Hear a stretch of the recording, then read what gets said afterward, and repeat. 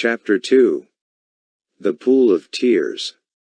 Curiouser and curiouser, cried Alice. She was so much surprised, that for the moment she quite forgot how to speak good English. Now I am opening out like the largest telescope that ever was. Goodbye, feet. For when she looked down at her feet, they seemed to be almost out of sight, they were getting so far off. Oh, my poor little feet, I wonder who will put on your shoes and stockings for you now, dears? I am sure I should not be able. I shall be a great deal too far off to trouble myself about you. You must manage the best way you can, but I must be kind to them, thought Alice, or perhaps they will not walk the way I want to go. Let me see, I will give them a new pair of boots every Christmas. And she went on planning to herself how she would manage it. They must go by the carrier, she thought, and how funny it will seem, sending presents to one's own feet. And how odd the directions will look. Alice's right foot, Esquire. Hearthrug. Near the fender. With Alice's love. Oh dear, what nonsense I am talking. Just then her head struck against the roof of the hall. In fact she was now more than 9 feet high, and she at once took up the little golden key and hurried off to the garden door. Poor Alice! It was as much as she could do, lying down on one side, to look through into the garden with one eye, but to get through was more hopeless than ever. She sat down and began to cry again. You ought to be ashamed of yourself, said Alice, a great girl like you, she might well say this, to go on crying in this way. Stop this moment, I tell you.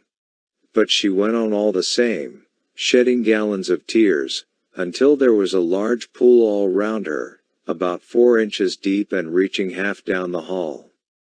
After a time she heard a little pattering of feet in the distance, and she hastily dried her eyes to see what was coming.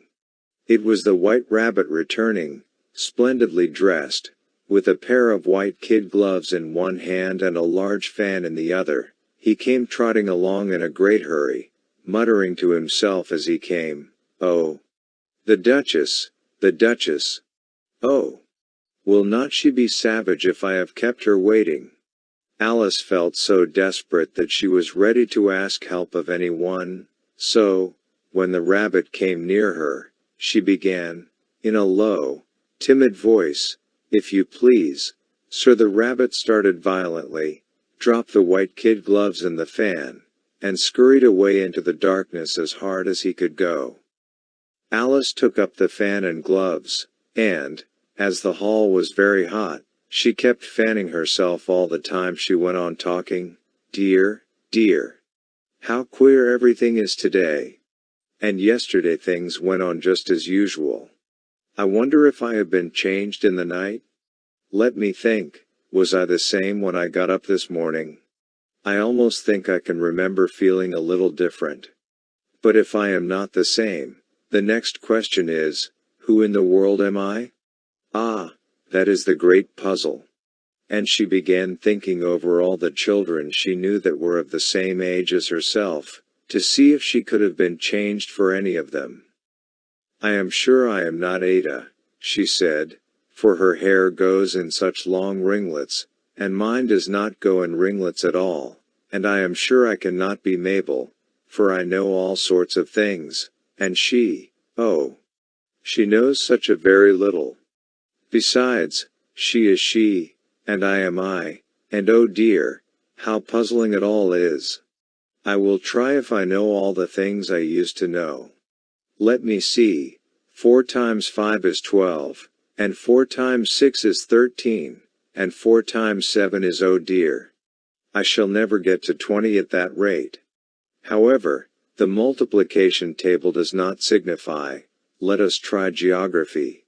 London is the capital of Paris, and Paris is the capital of Rome, and Romano, that is all wrong, I am certain. I must have been changed for Mabel. I will try and say how doth the little, and she crossed her hands on her lap as if she were saying lessons, and began to repeat it, but her voice sounded hoarse and strange, and the words did not come the same as they used to do. How doth the little crocodile improve his shining tail, and pour the waters of the Nile on every golden scale? How cheerfully he seems to grin, how neatly spread his claws, and welcome little fishes in, with gently smiling jaws. I am sure those are not the right words, said poor Alice, and her eyes filled with tears again as she went on. I must be Mabel after all, and I shall have to go and live in that poky little house, and have next to no toys to play with, and oh, ever so many lessons to learn. No, I have made up my mind about it. If I am Mabel, I will stay down here. It will be no use their putting their heads down and saying come up again, dear. I shall only look up and say who am I then? Tell me that first, and then, if I like being that person, I will come up. If not, I will stay down here till I am somebody else. But, oh dear, cried Alice, with a sudden burst of tears, I do wish they would put their heads down. I am so very tired of being all alone here. As she said this she looked down at her hands, and was surprised to see that she had put on one of the rabbit's little white kid gloves while she was talking. How can I have done that? She thought. I must be growing small again. She got up and went to the table to measure herself by it, and found that, as nearly as she could guess, she was now about 2 feet high, and was going on shrinking rapidly. She soon found out that the cause of this was the fan she was holding, and she dropped it hastily, just in time to avoid shrinking away altogether.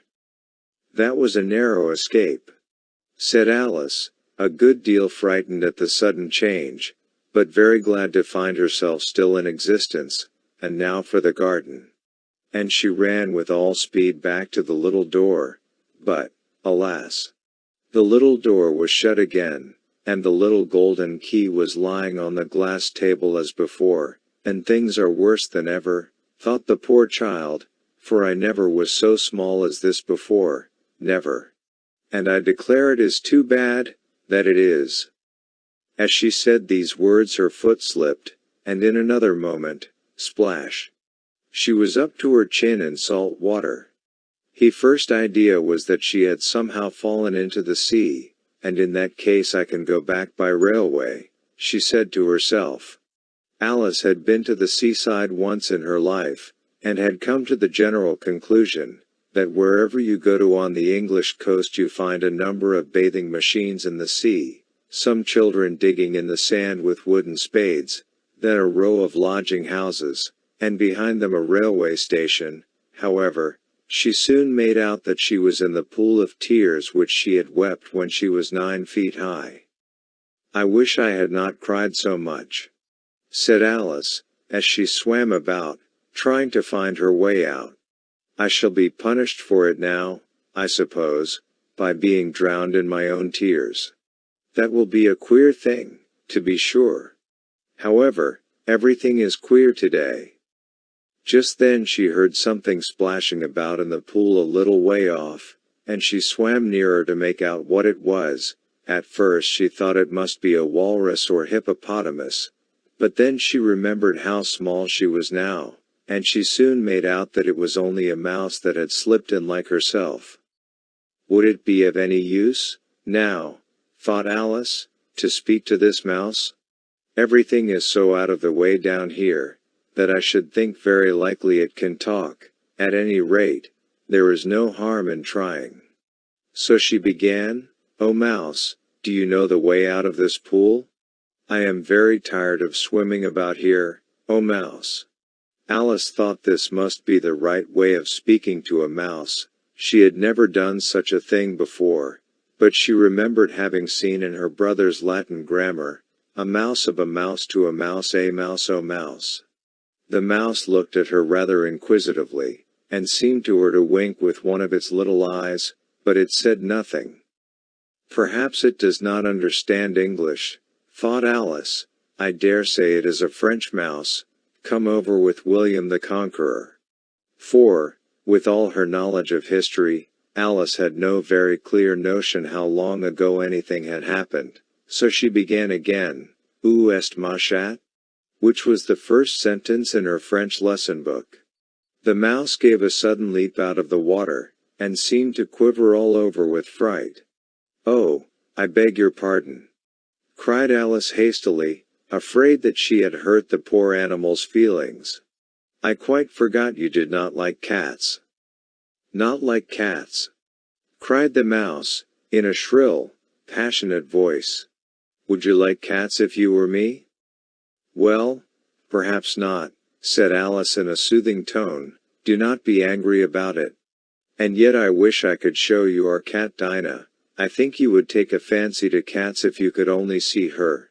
She is such a dear quiet thing," Alice went on, half to herself, as she swam lazily about in the pool, "and she sits purring so nicely by the fire, licking her paws and washing her face, and she is such a nice soft thing to nurse, and she is such a capital one for catching mice." "Oh, I beg your pardon," cried Alice again, for this time the mouse was bristling all over, and she felt certain it must be really offended. "We will not talk about her any more if you would rather not." "We indeed," cried the mouse, who was trembling down to the end of his tail. "As if I would talk on such a subject. Our family always hated cats, nasty, low, vulgar things. Do not let me hear the name again." "I will not indeed," said Alice, in a great hurry to change the subject of conversation. Are you fond of dogs?" The mouse did not answer, so Alice went on eagerly. "There is such a nice little dog near our house I should like to show you. A little bright-eyed terrier, you know, with such long curly brown hair. And it will fetch things when you throw them, and it will sit up and beg for its dinner, and all sorts of things I cannot remember half of them, and it belongs to a farmer, you know, and he says it is so useful, it has worth £100. He says it kills all the rats, and oh dear," cried Alice in a sorrowful tone, "I am afraid I have offended it again." For the mouse was swimming away from her as hard as it could go, and making quite a commotion in the pool as it went. So she called softly after it, "Mouse dear, do come back again, and we will not talk about cats or dogs either, if you do not like them." When the mouse heard this, it turned round and swam slowly back to her. Its face was quite pale, with passion, Alice thought, and it said in a low trembling voice, "Let us get to the shore, and then I will tell you my history, and you will understand why it is I hate cats and dogs." It was high time to go, for the pool was getting quite crowded with the birds and animals that had fallen into it. There were a duck and a dodo, a lory and an eaglet, and several other curious creatures. Alice led the way, and the whole party swam to the shore.